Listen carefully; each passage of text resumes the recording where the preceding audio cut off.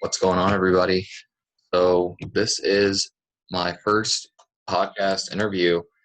Today we're going to have an awesome interview with someone that I really like a lot as a person and as a creator. His name is Yangello, and he will be joining shortly.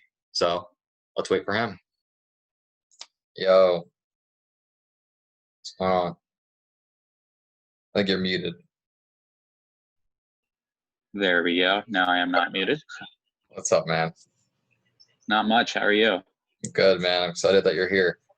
I wanted to Thank do this you. for a I'm while. excited to be involved. Yeah. So why don't you introduce yourself for everybody? Yeah, sure. My name is Yangello.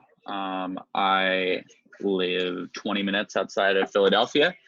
I'm currently going to Seton Hall University, study business. Follows up with a previous brand deal I had with Sony Music's Red Music label, which is now called The Orchard, due to the fact that Red Music closed its operations. It was with Sony from October 2018 to November 2019. I own a company called Forever, a music festival called Forever Fest. We specialize in concerts, clothing, artist management, music distribution, that type of stuff. Yeah. And so you're what, only 17, 18? I am 18, yes. So, props to you that, you're already on Forbes, inclusive. I forget what the name of the website was. I read a couple of your articles. Or something. Yeah, it's really impressive. So props to you. Yeah. A lot of people think that as a young kid, you can't really get too far until you're, over the age of 18 or 21, but it's impressive to see how far you've come, and it inspires me. I'm sure a lot of other people to follow their dreams at a young age. So first off, thank you. Yeah, no problem. So, as a person with 130,000 followers on Instagram, which is impressive in itself, I think it's really impressive that you're just still humble. You just treat everybody the same, you've texted me and all that stuff. You don't treat me like a fan or whatever. So thank you for that as well. I'm kind of going off on a rant, but you're good. I appreciate that. Yeah, no problem at all. When I first started to take what I do seriously, I got mixed feedback from a lot of people. Some people were always super welcoming, nice, friendly people, willing to talk and offer advice. I really appreciated that. Yeah. But I also saw a fair share of people who were definitely really full of themselves and really self-centered. Yeah. And it was just, so I never wanted to act like that or be like that. And one of your, the second article that I read, it began with the I can't remember, but it said that you're down to earth and nice to your fans. And I could agree with that. So as a person who does like music and influencing and stuff, I try to do that as well. So it's cool to see like-minded people, because I know a lot of people who, when they get the tiniest bit of clout, they think they're, the biggest celebrity in the world. It gets to be really annoying. So just wanted to put that out there. Definitely, I agree. So first off, I have a list of questions here I'm just going to ask, interject at any time. So what inspired you to start what you're doing? Like, how young were you when you started? When did you find out you had a passion for videos and stuff like that? I always love explaining this, especially going into college. I've said this story, how everything kind of fell into place for me, no less than 10 times. So I started Forever in 2017. At the time, I was about 15 years old. I started as a clothing brand. For those that don't know how it's spelled, it's just Forever with a little Asterix at the end of it. The symbolism behind the Asterix is something I also get asked for a lot, so I'll kind of delve into that a little bit and then explain how that shifted into what I do today. The simple answer for why the Asterix is there is because we like it there. It's different, it's unique. There's no other company I could think of that does it. Even, as I look at like Forever stickers, we have the little Asterix right there on the end.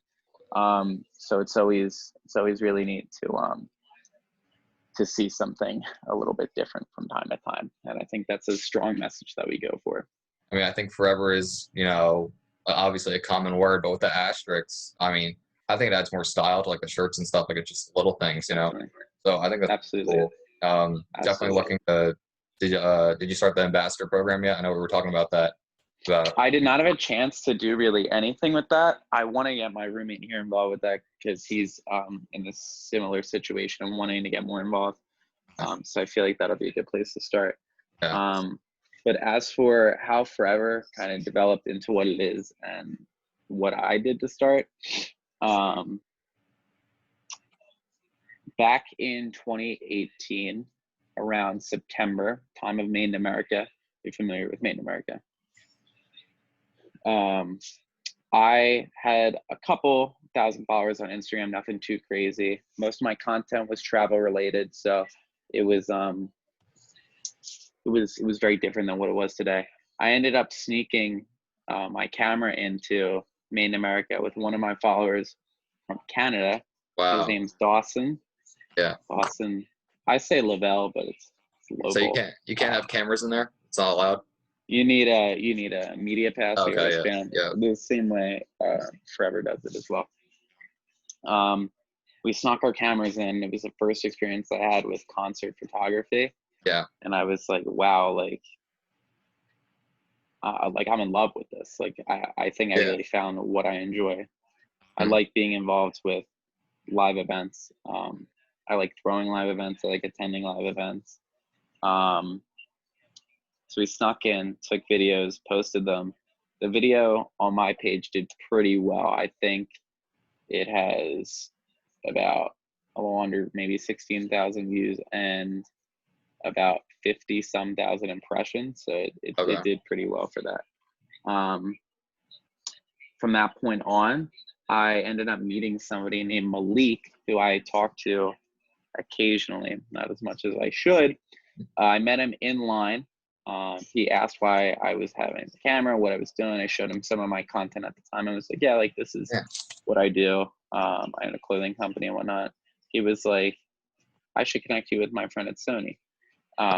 Which shout out to Malik and shout out to Ellen Wilson, my former manager at Sony. Nicest, most helpful individual, best overseer for someone to kind of guide me through such a big company. So shout out to her. So by the next month I was with Sony, Sony's Red Music label. And that really kind of opened up my eyes to how you actually promote music. Yeah. I got a chance to work with a lot of different artists who I'm sure we'll talk about that at some point as well. And yeah, I mean, a year later, the deal expired, like 11 months later, or 13 months later, or something like that. It was not renewed on account of the fact that Red Music was no longer a thing. Discussions with the Orchard about a future deal, but that's also another conversation. And from that point on, my following just grew big time, thanks to them and my consistency and posting that I had for a really long time, trying to get that consistency back up. I'm ranting a little bit myself, but it's a pretty crazy story when I think back on it. Yeah. I definitely did want to go to Made in America 2018 or 2019, I forget, but I wasn't allowed to, unfortunately. And that goes. I understand that. That goes with a lot of like with shows anywhere, you know, and Philly and stuff, because my parents are very serious about that. But I obviously respect their decisions, and hopefully by the time I reach 18 or older, we can eventually. I'd love to, you know, go to one of your Forever Fests. I'm sure it's going to be, you know, biggest thing since Made in America. I mean, within a few years, considering the growth you've had. So yeah, I definitely love to work in the future. Probably going to buy some merch. You know, so thank you. I want to let you know that. How old are you now? 16. 16 now. Okay. 16 was the age I was when I went to Made in America for the first time. Obviously, you don't even have the opportunity to right now with the COVID, but yeah, my first year was as a sophomore in high school. Yeah. So and we live relatively close to each other. I think I'm not going to discuss, you know, on public stuff where we live, but I think your school's kind of close to my school. If well, former school. Former school. Now yes. I'm a little farther away, closer to New York. So. Oh, you're in New York now? Is that where Seton Hall is? It's like 20 minutes outside of New York, 20-minute train ride or something like that. Oh, gotcha. But yeah, I mean, I do like all the stuff you have, like the designs and stuff that are really nice. So keep up with that. Hoping I can eventually be an ambassador and help you grow, help me grow. All that Yeah, kind of stuff. So for sure. on to our next question. So like, did you realize you had a passion for videos at Made in America? Like, was that your defining moment, or was it before that? Was it at a really young age, or Yeah, it was definitely at Made in America. I, the just overall excitement and anticipation of being there, spending time there, getting the crowd involved. Like I wasn't officially working with Made in America 2018. certain? I did media there. Like I wasn't really supposed to be, but I did. And looking back on it, because Dawson and I were going to go to the festival anyway, just for fun. Yeah. So it would be cool to go. If we didn't sneak those cameras in, I really don't know if I would be where I am now. That's crazy. It's a crazy thing to think about, Thought. but Yeah. that's really cool. I know. Definitely, there's always that one moment that you look back on and still gives you chills. What Yeah. would have happened if I hadn't done this? And that happens for me as well. I'm sure it happens for everybody. I hope it happens for everybody. So I did look at your YouTube channel, and you have some really good content. First off, Thank but I you. noticed you haven't really. I'm not gonna trying to figure out how to word this. All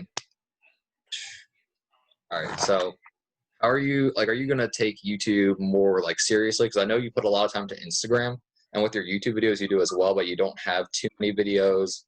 I don't see you promoting too much on your Instagram page, which is obviously fine because Instagram is where you get the most impressions anyway. But are you thinking about expanding to other platforms? I know you have a private TikTok, and if you're looking to expand on that, post videos there. So I just want to get your Yeah. So obviously the badge on Instagram was an awesome milestone. I've been verified on TikTok for a while too. But I've only ever posted one video on there. The only reason why I was able to get that done was because my publicist has such a good connection with TikTok. There's a girl in my school actually who has 2 million some followers. You already know who I'm talking about? Jada Go Million. So how do you know who that is? Follow her on TikTok, her and her brother. Yeah, she's like right in the building next to me. Actually, crazy. Are you guys friends or? I've had like a few conversations with her. It's tough. Like if we wanted to, we can hang out because the dorm buildings aren't allowed to like hang out with each other because of COVID. It's like super strict. But to answer your question, I really don't ever promote my YouTube. You're right. I have a few friends here that are actually in a frat and they want to do like frat style content. So I do want to start to do YouTube a little bit more seriously. I think he and I have a good personality for that type of thing. Certainly. At some point, what do you think? Here is so. Who's that? Yeah, You want that is Evan, my roommate. Evan? He says hello, but I have an earphone, so yeah. There you go. But yeah, I think there will definitely be a point after I can plan out a little bit better of how I want to actually go about promoting it, how often I want to post, that type of thing. Yes, I actually got back into YouTube about a month ago, and I'm posting some stuff. But the way I saw it is, you to have good video like likes and follows and stuff like that, you have to have some good editing. You already have that down, so just the content, stuff like that. Gonna put you on top. So like, what was your first like wow moment? Like, I really made it. Like, this is actually like this is possible. Like there's that one moment that. That's an awesome question. Because I saw, sorry to interrupt, but I saw the video where Lil Skies dapped you up, and I was just like, that's crazy.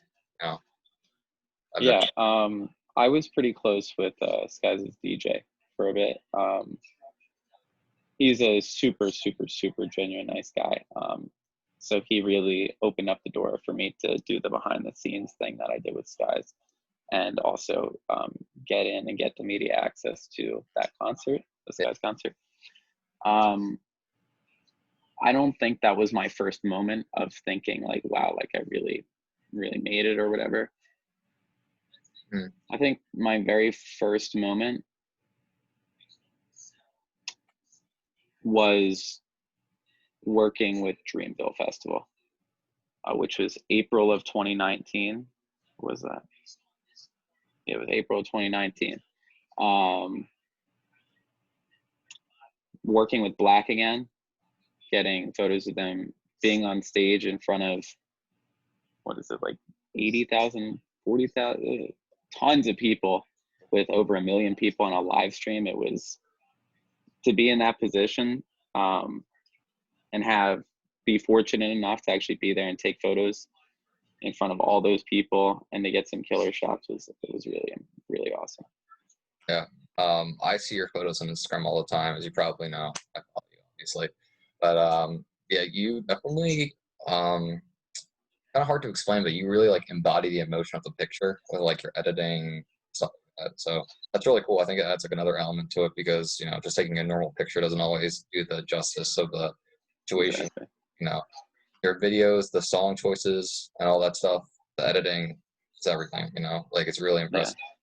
So that's actually, thank you very much for noticing that.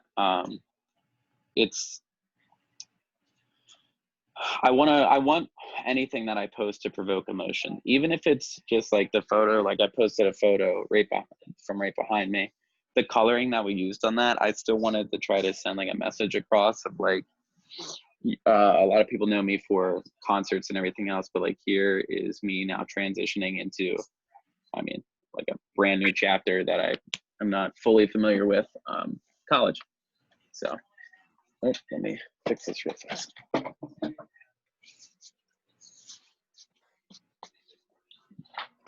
But yeah. I think I've noticed how you do all the little things. I think that's what puts your content over the top, and you're very like detail intrigued, and I think that's what sets people apart from us. So that's really cool. Yeah. Thank you. It's easier to just skip over little things, but I wouldn't call myself a perfectionist at all, but I don't want someone to see a piece of content by me and think like that's not really as good as it could be. You know what I mean? Definitely, yeah. So really impressive. Do you have any like crazy stories that you want to tell us about? You know, anything that you did as far as Sony and videos and. Yeah, for sure.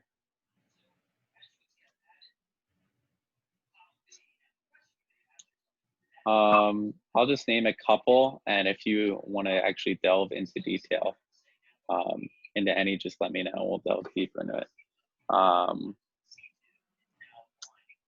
Trippy Red, at all his concerts, he takes blunts from his fans and like take hits of his fans' blunts, which is really cool. I watched that. I watched that. Yeah. Talking extensively with Zed is really cool. Really? To send Zed forever stuff. He gave me his actual home address, which is pretty freaking cool. And for him to like want me to take photos for him is pretty cool. Obviously the time with Skies is different as well. Going on Black's tour bus with David, shout out David, for everything that you do for Forever, man. Extremely grateful for you. Jumping the fence after filming for Travis Scott, or not, I didn't film for Travis Scott. It was just taking pictures of Travis Scott. Well, I guess I took a few videos at the same time, but it was mostly pictures. Filming like behind Tyler Yahweh with the crowd right in front of him was absolutely insane to get like the crowd's perspective of things. Camping at Firefly was pretty insane. You want to expand on that? Yeah.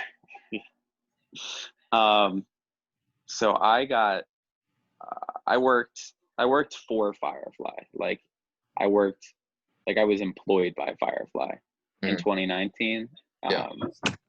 They gave me 2 VIP passes, a photo pit pass, and a media pass. Yeah. We can break down wristbands later if you'd like to, but I brought my one friend. Can you still hear me?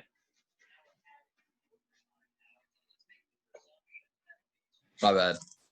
You're good. I was listening. Yeah. So the day before, I brought my friend Sam. I texted Sam. I went to grade school with Sam, and I was like, "Hey, I'm going to Firefly. Like, do you want to come tomorrow?" They gave me tickets. We rolled up to the will call, and it's swamped with people. I mean, there's people everywhere. But there's, at every festival, I think you're muted, by the way. At every festival, there's a staff check-in. So we were able to just go right up and get our wristbands and the parking pass without having to wait in a line. We then pulled up to the perfect spot on the campsite. The people were already moved in and whatnot, but we got this spot with like this little like marsh right behind for privacy. There was no cars in our left or right. And we just lived in the car.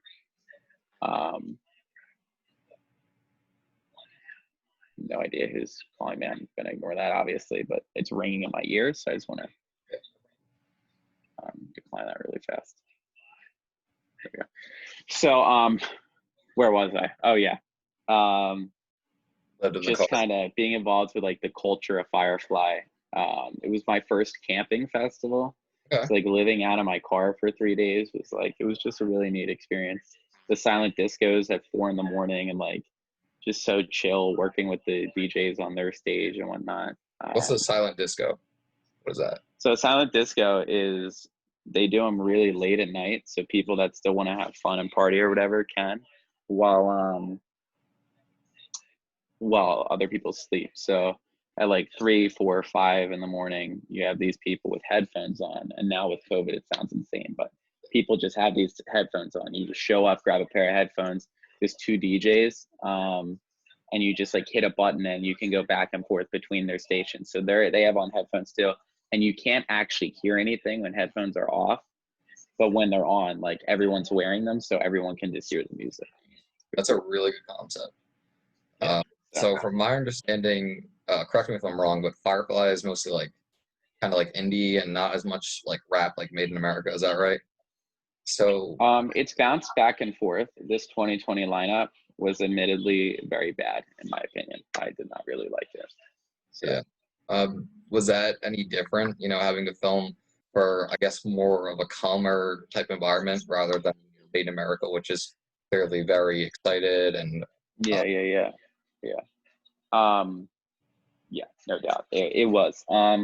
Lots of the crowds were still, I mean, there was Gunna, there was Travis Scott, Post Malone, Tyler Yahweh, tons of hip hop acts were still there. So I was not going to work with the 2020 lineup, but 2019 was still very hip hop friendly. Yeah. I think the difference there was I got more experience with EDM. So people are like, if they're even classified as EDM, like DJ 4B, Zed, those types of people, Kygo, those types of people. Are you in a class? Do you want me to leave? Okay. Continue. All right. So I guess that, do you have any celebrities or any people in general that I guess celebrities that you're really like you're close with, or people that you just had a really nice, genuine experience with? Any favorite ones that stick out? Yeah, for sure. Obviously, Black immediately comes to mind. He's a really nice guy. He didn't seem phased that he was about to go perform in front of so many people, but I knew that like he actually was. That like 6 LAK? Yeah, pronounced Black. Who else? Logan from Big Time Rush is a really, really cool guy. I took pictures for him at the Foundry, I believe it's called. The place above the Fillmore. I think it's called the Foundry in Philly. There's definitely more people. I'm trying to think people that I've like actually bonded with in person. I had a conversation with A$AP Rocky at Coachella. A very, very nice guy as well. He definitely thought I was bigger than I was. He doesn't know like my name or anything, but it was like a quick little conversation. He came out into the artist area at Coachella, so it was like people with the artist pass over there. Sway Lee and Blueface are very, very nice guys as well. Said good luck to Sway Lee before he performed at Rolling Loud Miami. I've dabbed up Blueface at the hotel in Miami for Rolling Loud. Yeah. So from my understanding, I mean, we've talked about places you've gone. We've listed at least like 3 or 4 different states. I mean, clearly you're very travel intensive. Maybe some places might be dangerous, maybe not. Like, how do your parents and family, how do they feel about what you're doing? And, do you ever feel worried that you're going to go to like a dangerous place or something like that? That's actually a very good question. So my family, very supportive. The first time I flew by myself was a couple years ago to North Carolina. A lot of the forever Flex Major guys, Flex Majors, like our brother company, I would say, I'm very close with those guys, are from North Carolina. So David is a guy that I work with, David Sprague. He does production for a lot of artists. I've hung out with him in Philly countless times. So they knew that, like, when I was first starting to travel by myself, that it was a safe, like, okay environment. As time went on, these festivals kept coming, from Coachella, Rolling Loud, Dreamville, like so many festivals, Broccoli City, there's a million festivals. So they just kind of grew into like, okay, like, awesome, like that's gonna be another fun one, like, good job. So I mean, I can understand as a 16, 17, even an 18-year-old, I mean, it's still very scary to be traveling alone or even with friends, just not having that adult around. Yeah. My initial, going back to like celebrities, Mark Thomas, it's Mark from, I hung out with him at Rolling Loud every day. He's a nice guy as well. But at Rolling Loud, I boarded the plane with a general admission pass, which was a little intimidating, being that the crowd at Rolling Loud is a little rough compared to other festivals. By the time I landed, I was able to get an artist pass for every single day. So there was definitely a point there where I thought, like, this might not be super safe for me to be in this crowd by myself all the time for 3 days straight. But as soon as the passes were corrected and they had me set up, it was fine. I think what makes Rolling Loud more dangerous is that there's more people, or the people are more, violent, or the areas are always like close to a major city. So like Miami is not the safest city. So it's a lot of Miami people. And it's also a hip hop festival, you know what I mean? Like, hip hop fans are obviously going to be more intense than like a Billie Eilish crowd. Like, they're looking to rage, push each other around, fist fights if they have to. So like it's kind of lawless in there, you know what I mean? I understand. So going back to the festivals, I mean, you listed Made in America, Coachella, Loud, Fly. Which one of those was your favorite, or do you have another one that I didn't list that was your favorite, just to go to in general? So I had a deal to work with Jambalaya this year in Texas. That's a festival I was really looking forward to. I also had a deal with Electric Forest. I wanted to say Lost Lands for like a solid minute there, but Electric Forest, which is like an all like rave EDM festival. But my all-time favorite festival will probably always be Firefly. Okay. I understand. Or, sorry, were you gonna say something? Yeah, I mean, a lot of people rip Firefly apart and say that it's like there's like this notion that it's like some trashy like garbage festival, and it's really not. It's really clean, well put together. They really care about their fans and their attendees' well-being and enjoyment of the event. Yeah. Which Made in America does not. Mm-hmm. Made in America doesn't what? Like, what? Really care about the overall enjoyment. It's just like underage drinking everywhere. People doing drugs. They got so much to worry about besides that it's just like it's like fun chaos inside of there. You know what I mean? But yeah, Made in America is very crazy. I mean, I heard stories from kids that were my age that were getting the 21 and over pass. Crazy. Yeah, So, it's really not hard. You just ask, or you just take one. yeah. So I understand that you were going to have is it the first Forever Fest that you were going to have? So that unfortunately got canceled. You guys did a really good job notifying everybody very professionally. So props to you for that. But was that like very discouraging, or did you think you could bounce back from that? Just like tell me your thought Yeah, process. it's another good question. So the postponement, it did hurt.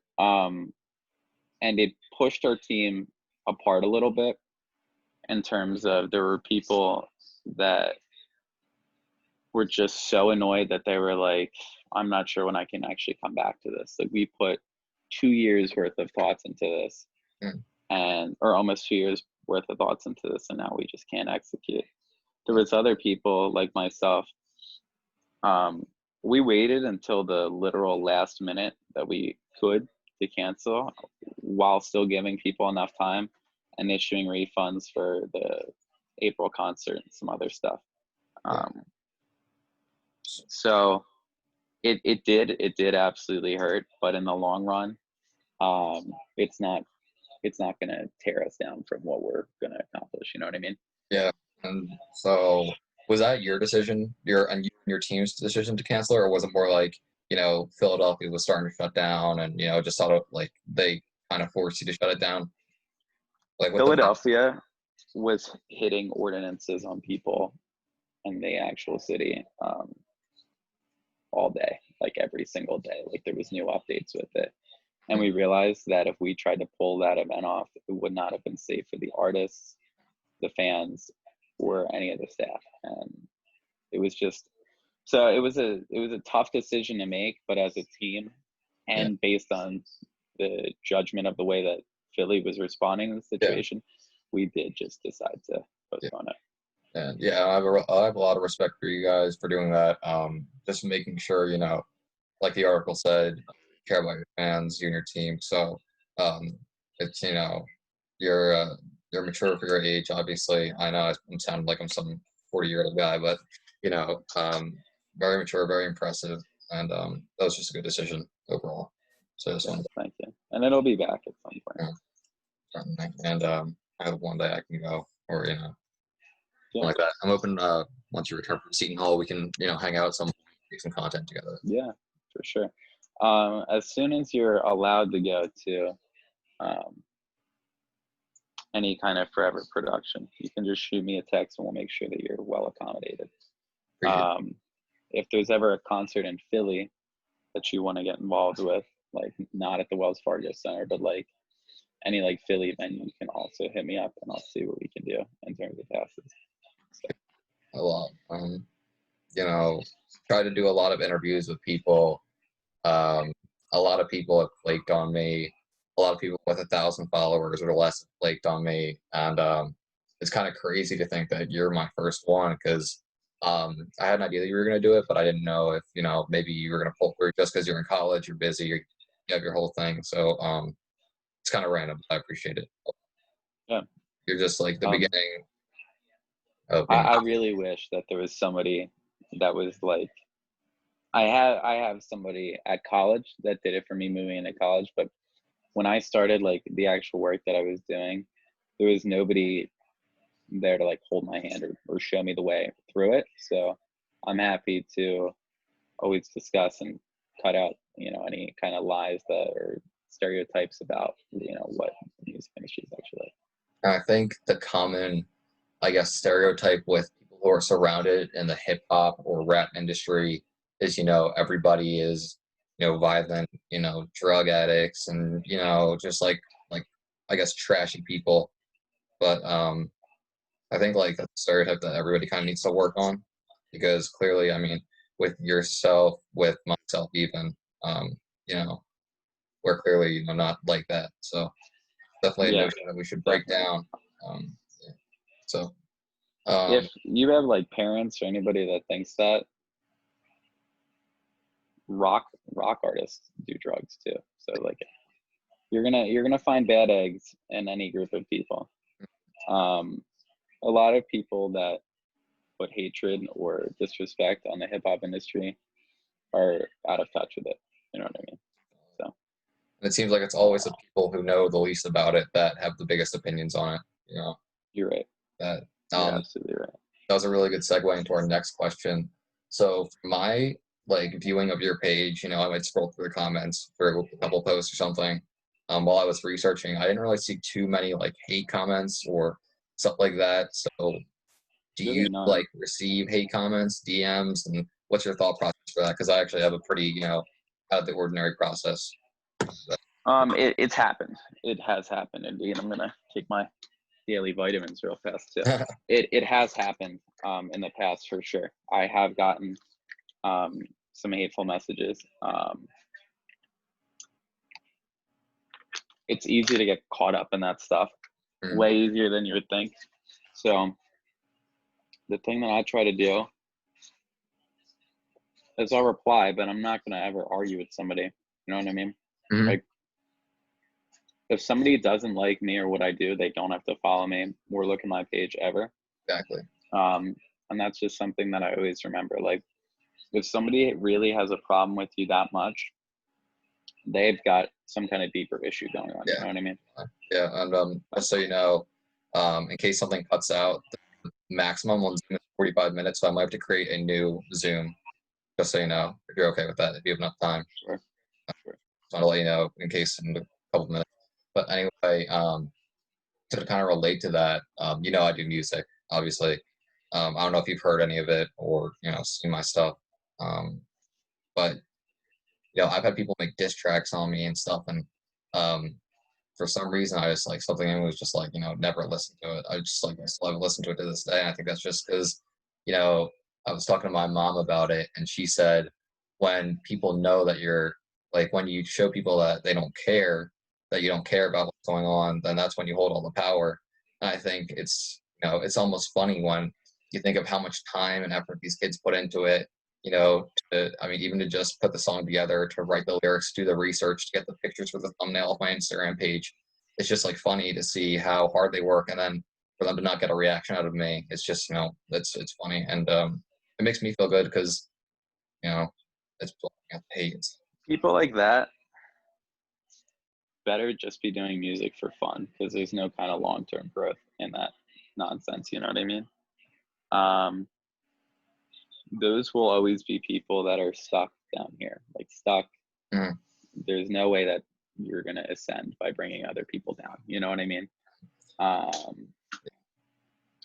I've gotten kids all the time. A couple kids in my high school certainly didn't like the concert idea, the festival idea. I had a ton of kids that said that it was stupid, that our lineup sucked and that we're not going to bring anybody out.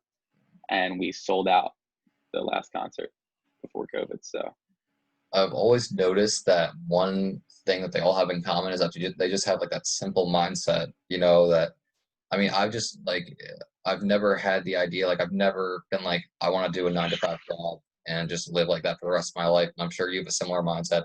I've always just wanted to like go for my goals bigger than myself. And I just don't understand how people could ever deal with a 9-to-5 life, spending 40 years in a cubicle. I mean, I'd rather spend that time, you know, chasing my dreams and stuff. So at least I have a good time while doing it. So it's a good mindset to have while you're young, and something to realize that while we're both young, actually. So yeah, definitely. So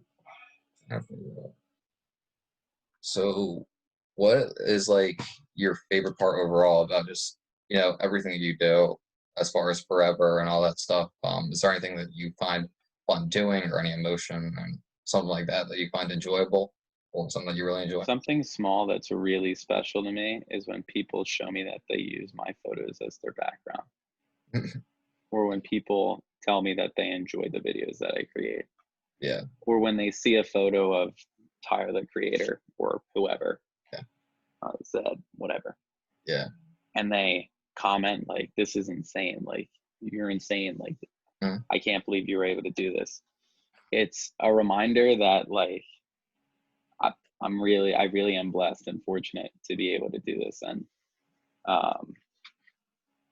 college has been almost, for the most part, almost entirely all ups, all positives, but there has been one or two negatives. And seeing that badge appear yesterday morning really, really made me feel good.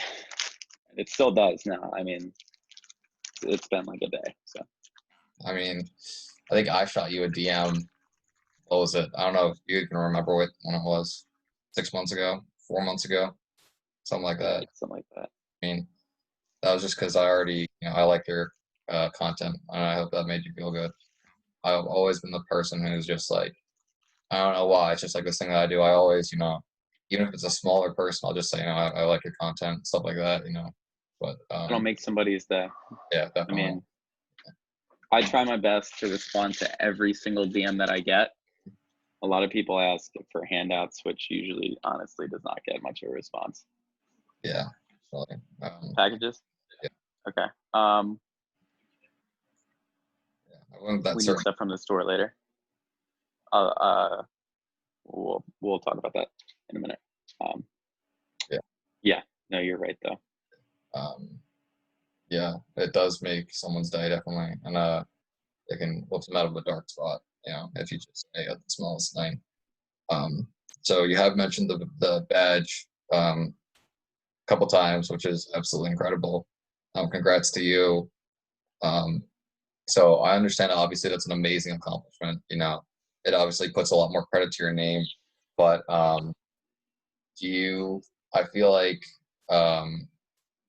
so like, I guess my question is it more the idea of like seeing the badge on that Instagram and, for all the people who doubted you, proving you wrong, or do you think it's more like the journey you took to get there, that like everything that went into getting the badge, like the journey more than the destination? It's the real question. Yeah, I'm not much of an in your face type of person. Very humble with your like, even I try my absolute best. Like, even when kids would doubt the concerts, we would post videos and pictures of a sold out venue of people packed next to each other, which it's always awesome. It's a good feeling. I have a friend, shout out to John Smith. He's got the world's most generic name, and people that listen to this are going to be like, that is not a real person, but it literally is. And I'll actually shout out his Instagram because he deserves it. Oh, he actually sent me a TikTok too. It is John Smith 28 _. So sure to check him out. Yeah, so definitely worth it. He's like an absolute brother to me, and something that he really pointed out is he knows how long I've been working for something like that. It's literally just it's another reminder that I'm on the right path. You know what I mean? So that's really that's what it's what it's best for. Yeah.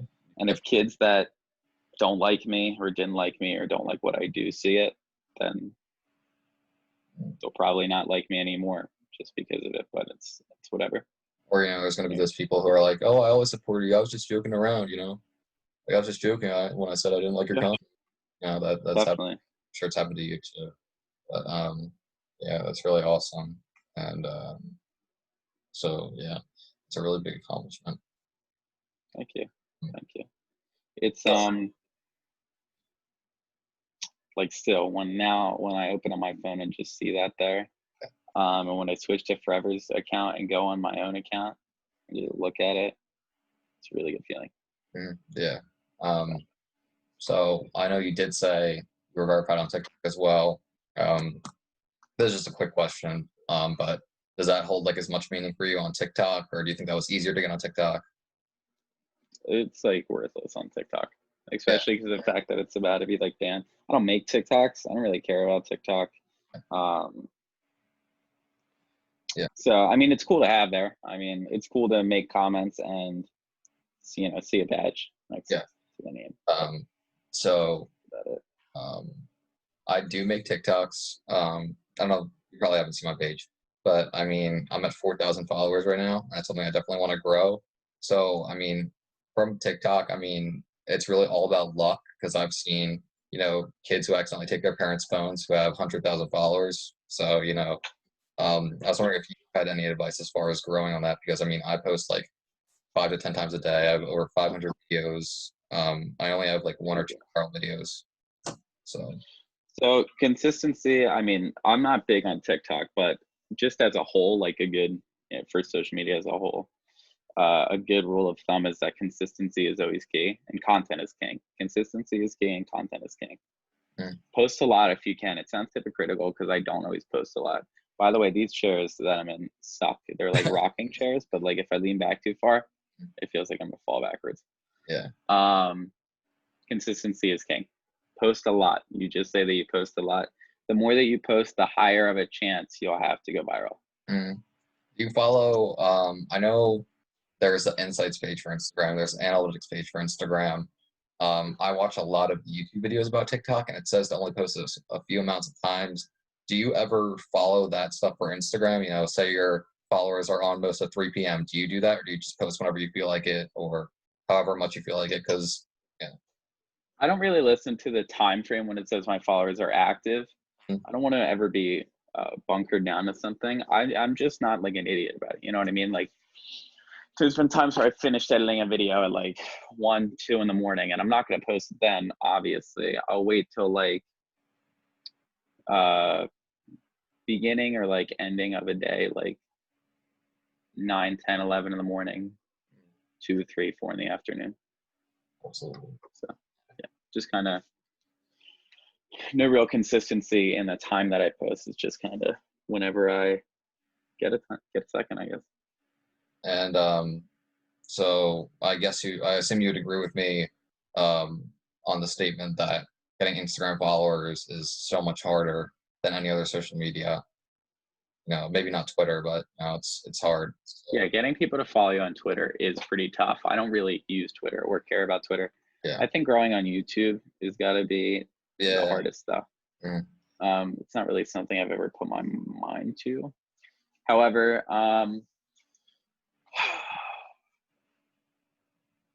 what was I going to say? Instagram is tough. Instagram is really tough. And the thing is, people will do this with your Instagram. They'll open it up, they'll go to your page, they'll look at it, and the only thing that you see on your page is the first like 6 photos. Yeah. So a lot of times, like, someone's about to get okay, Lil Uzi is about to, oh look, he's got a virtual concert tomorrow at 6 p.m. Yeah. Nice. Anyway, for the example, like when I open up his page, like I only see the first 9 posts. So if I look at someone's page after clicking on it, and and I see that their content sucks, I'm not going to follow them, which is why it's really important. Yeah. Really important that your content's good. Yeah. I mean, your account is only as good as your last 6 or 9 posts, So exactly. You're right. So do you have any advice for people who would want to go into your type of, I guess, I wouldn't call it, well, yeah, I'll call it a career path, I guess, is if you want to consider it that. Do you have any advice for people to grow on that? Because, I mean, I've always been interested in, like, video editing and stuff like that and shooting and stuff, but, After COVID's over, go to any show that you can. If your family, like, I know that my mom is friends with like some like local like band in the area, like go to anything you can where you can take photos, build up a portfolio of a good amount of content to a point that you can send that content to companies and venues and artist management, and eventually maybe have a chance of working with their artists. Offer to film music videos for free. Maybe if you have friends that do it, try to get the own creative direction in your own videos. Yeah. You know what I mean? Like, do anything that you can to make high quality content. So, obviously, going back with that, with Instagram and the followers and everything. So you're at what, 131? Is that right? 131K? Yeah, I used to be at 133, but people are not big fans of the no festival stuff. You know what I mean? But I'm actually soaring back up now with the thing on there now. I think it's, what they're doing is kind of disrespectful in the sense that, what other choice did you have? Yeah, it was almost like you were in like a catch-22. I hope I'm using that right. But like, if you didn't throw it, everybody was going to be mad. But if you did throw it, people would be mad that, you might spread COVID or stuff like that. So, I mean, I'm sure you don't already worry about it, but just don't worry about that. So, and with that, I mean, you just got the verification badge. So do people treat you any differently because of that verification? And I guess you can't really answer for the verification just because you got it, but with the growing on Instagram, I mean, you don't know most 17, 18-year-olds who are in high school who have 130K. So do you have My friends mess with me about the badge already. Yeah. They do like the fake royalty thing. There's a lot of fake people. Yeah. There's a lot of fake people that want the clicks, likes, the follows, that type of thing. But for the most part, I wouldn't say that it changes anything too much. I mean, a lot of people are like have congratulated me in person here. Like if I walk outside, like there's an okay chance that I'll see somebody who will congratulate me, and that feels really good. It feels like my hard work is worth it. Yeah, it's awesome. Yeah, it seems like you have like a really close group of friends and just like a team with forever, which I think is really important. Because I'm in that stage in high school where I'm still trying to figure out who's the real friends, who's the, I don't know, I guess fake friends. Because I mean, high school can be tough. I know that. I mean, last September, the kid who did all my thumbnails and helped me with my videos and all that stuff told me I had no future. So, he told you what? He just said, I have no real friends, no real future, because I mean, my rap name's Big Tasty. I make clean rap music in the suburbs. So, obviously, people can take my stuff as a joke. And so, yeah, I mean, that stuff kind of hurts. But I'm kind of going off on a ramble. But yeah, that's, one of You the. should ask my little brother for some advice too. Yeah, I was actually going to make a song. Because he's in a similar situation as you. Yeah, we were going to make a song together. Still working that out. So hopefully we get that through. He's a nice guy. Yes. But yeah. Is he your only sibling? I have an older sister as well, named Sienna. Yeah, all right. That's cool. Is she into like the music and stuff like that? I know Alex is obviously heavily into it. So my parents aren't huge hip hop fans. They like it when we play it. They support me and my brother so much. It's absolutely insane. My sister's into like fashion, like marketing, that type of thing. She goes to school at Drexel now. Okay. So that's more her path. But I feel like there could be a point where my sister and I work together for sure. That could be amazing. Definitely. I mean, it's my dream. Now, my little sister, I mean, she's already into fashion. My little brother's a really smart kid. He's actually in my math class this year, which is kind of embarrassing, but hopefully we can work together one day. For sure. Well, for sure. So, I mean, you're obviously always heavily influenced by the hip hop industry and stuff like that. Did you ever think about making music yourself? Zero desire. Personally, that's just not for me. I really like my position in the business aspect of music. There's no chance I would ever make music of my own, though. It's just not really my thing. Yeah, I mean, obviously, I have a studio at my home. Not the best, but I work with what I have. So, I mean, if you ever want to record, let me know. You don't even have to post it. It's super fun. You know what I mean? Yeah. There's nothing wrong with like messing around, trying to freestyles with friends and whatnot. But that's just not really my thing. But I very much do appreciate the that offer though. It's very nice. Absolutely. I mean, I used to want to do rap as like a career, but I've been backing off lately because I think it kind of it makes it difficult to, be closer to people. So I kind of just do it, more for fun, but I still take it very seriously. And so I think for me, the way that like I express my feelings in music and stuff, and I think that's the same way for you in videos. So I think everybody just like has their different passion that they express themselves in, whether that's art, music, whatever. So I understand that like that's your passion, like that evokes emotion from you. So, yeah. Yeah. I hope that made sense. Can you hear me? Yeah. So I hope what I said made sense. No, finding that thing that you're passionate about might take a really long time. I was happy to figure it out so early. Yeah, definitely. So I know you just got out of high school, but when you were in the beginning stages of Forever and even the more serious stages, was there times when you were, skipping parties and school events to work on your company, or like was it always that serious from the jump, or did you still want to have that high school experience? I think it was really important for me to also have a big high school experience. Yeah. So my friends, my core friends, were always very supportive of it and understanding. There was a lot of times where, especially with the festival, weeks worth of time where school was just not really a priority, especially come my senior year. And even the end of my junior year, it was just like there was so much more important things. As Forever was starting to grow and we got it registered as an LLC, we were like, okay, this is getting big, so I need to put more focus in it. Definitely. I'm not going to go like too deep into numbers or anything, but do you think that this is like, I guess, do you think it's like a career that you could live off of at this point in your life as an 18-year-old? Do you think this is a career that you could live comfortably off of? Yeah, I mean, I don't have very many expenses outside of my school expenses, obviously. So like it's, I sell out of every single collection that I drop, which is like the absolute best feeling in the world.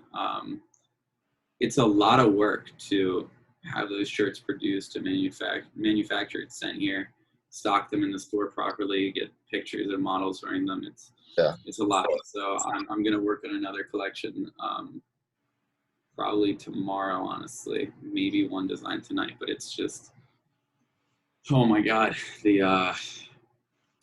it's a lot of work, but the turnaround's pretty good. Yeah, that absolutely. On the shirts are pretty good too. Yeah, I'd absolutely love to help out. If you need models, input, whatever. I think I want to get one of the shirts eventually, but right now, I'm trying to get into stocks and stuff. So money isn't always the easiest thing to come by.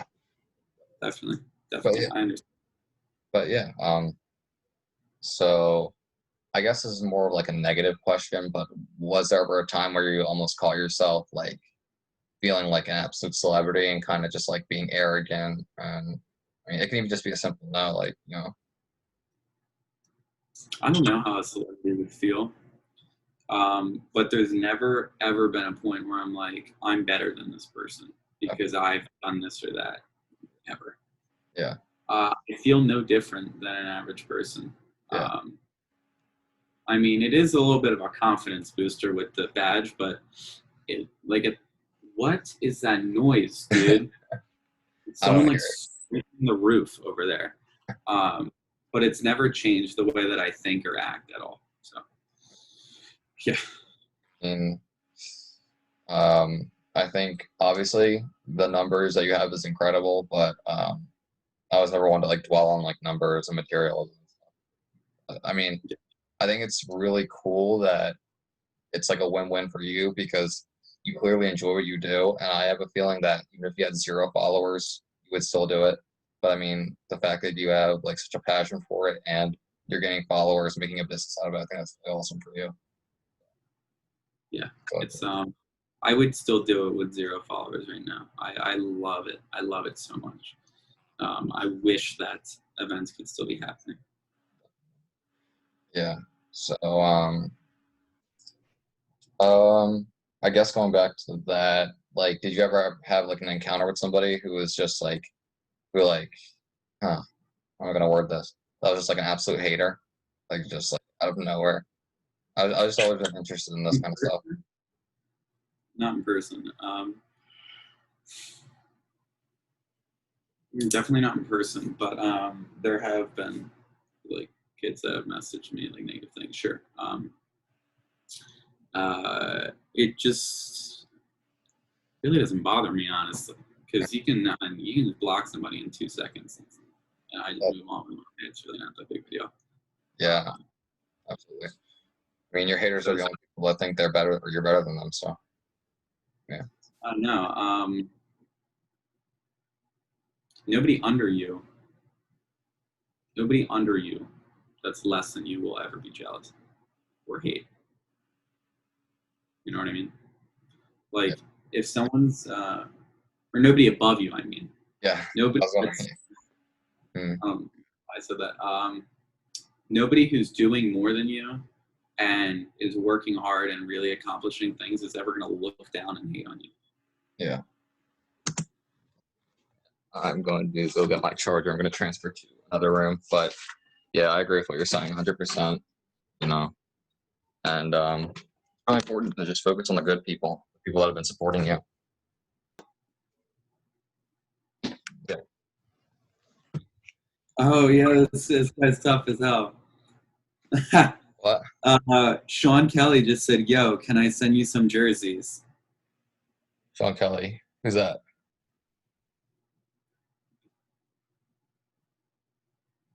He's the founder of @Jersey Champs on Instagram. Oh, wow. It's pretty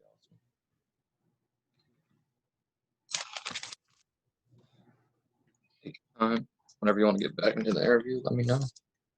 All right. As long as you're ready, I'm ready. Yeah.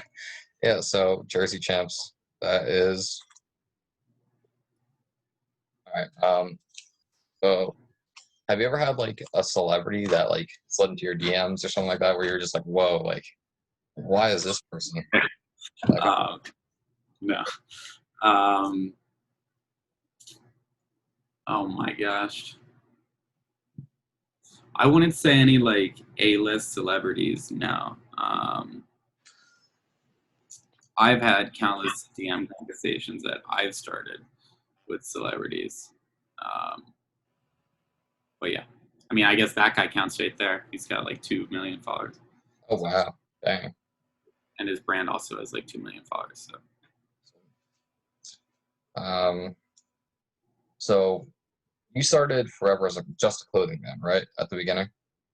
So Yeah. Did you ever think that it would morph into this huge thing that's just so much more? I mean, it's almost like a lifestyle, you know? Yeah, exactly. It's owning Forever and making it has absolutely changed my life. And it's so weird to look back now and think of where it started and what it was like at the beginning versus what it's like now. You know what I mean? Remember like when you just started, you just even had the idea for it, when like anything like that? Or any time where you told somebody for the first time? Yeah. I recall our old designs, the old Forever designs. I think back on those a lot. I think about the very first sticker. The very first Forever sticker is still on this laptop. Oh, wow, really? So yeah, It's awesome. It's been a long time. It's been a long time coming to this. Yeah. So like, what are the future plans for Forever and just for you in general, as far as short term, long term? Where do you see yourself in 20 years, 10 years, 1 year? 20 years, I want Forever Fest in a lot of different states. We want to move to Arizona with Forever, not like move to Arizona, but we want there to be a Forever Fest in Arizona. We want there to be one in North Carolina. We want there to be one in Pennsylvania and New York. I want to be the cause of an artist being one of the biggest artists in the world. Like, I want to be that person's grow up. I would like to hit 1 million followers at someday. Coming sooner than you think. Sorry? Coming sooner than you think. That would be awesome. And yeah, some of the short-term goals, I guess they're like medium-term goals. Get through college, do well in my college math classes because I'm not very good at math. Same. Yeah. Studying at Seton Hall. Sorry? What are you studying? Business. So And it's a good fallback for forever. when you get out of college, are you trying to get a job in business, or are you trying to go back to forever and then put your business knowledge to helping grow the company? Is that like what you're doing? I think if I get a job, it'll be with I would try to get a job with a major label like Atlantic Records or Sony Music again. And if that was not the case, then I'm just going to try to push forever as far as I can, and see how that goes. Could you just like explain more like how a record label would need are you going to be hired as the videographer for say Atlantic Music, or like how does that work with getting Like Atlantic Records, they have like artist relation people, like human resources people, which is not something I'm interested in. The producers, engineers, camera guys. There's so many different jobs there. I'd be okay with a select few. I would like to either film with Atlantic Records and their artists, be an editor for Atlantic Records or their artists, or just straight up manage like talent there, like actually just manage artists. So for Sony, did you reach out to them or did they reach out to you? What was the... They reached out to me because I was put in connection with them through Malik. Oh, okay. Oh, duh. So, this is random, but are you doing anything with like Neeks, Trizzy, any artists from like around here? Yeah, I involve them heavily in our shows when we have shows. Yeah, they're really nice guys. I'm a big fan of Trizzy. Really do like his music stuff. Yeah. I think he's got some talent. But my favorite artist that I work with is an artist called Sprout. Sprout is so talented. Yeah. Big shout out to Sprout if you end up seeing this. He's got a really unique voice and style, which I've never seen before. Yeah. It's the craziest thing. The way I found out about you, actually, I was sitting in speech class at my high school. I was in class with Trizzy, and I was looking through his comments, and I saw that you commented on one of them, and I was like, how'd you get this guy on your Instagram? And, I looked through your content and, followed you and, led to here. So. What did he say? He just said that he met you at a party and you were talking about you guys were talking about his music, if I remember correctly. It was a year or two ago. I actually forgot how I met him. Yes, we did meet at a party. And the one thing I remember about that party, I'm still friends with the girl. Her ceiling in her basement is so short. So, yeah. But yeah, I hope one day, be in a show, whether that's sooner or later. Sure. Obviously, I gotta grow. Sorry? Once we can actually get things back on the road, then definitely. But yeah, it's definitely hard to get opportunities. It's like a clean rapper from the suburbs of Philadelphia, but I'm willing to put the work in. So. Are you not allowed to use profanity in your music?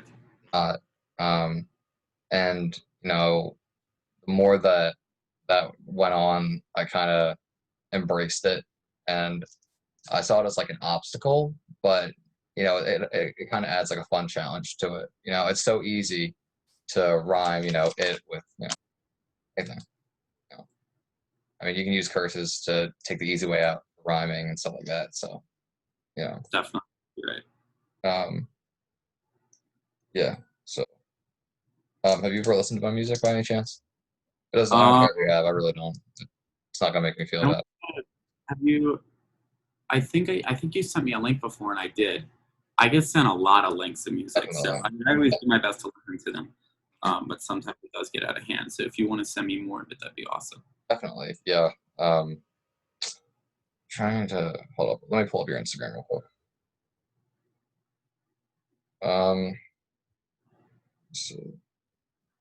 So crazy, like even for me, it's kind of surreal to see like I'm on the phone with a person who is verified. That's absolutely incredible.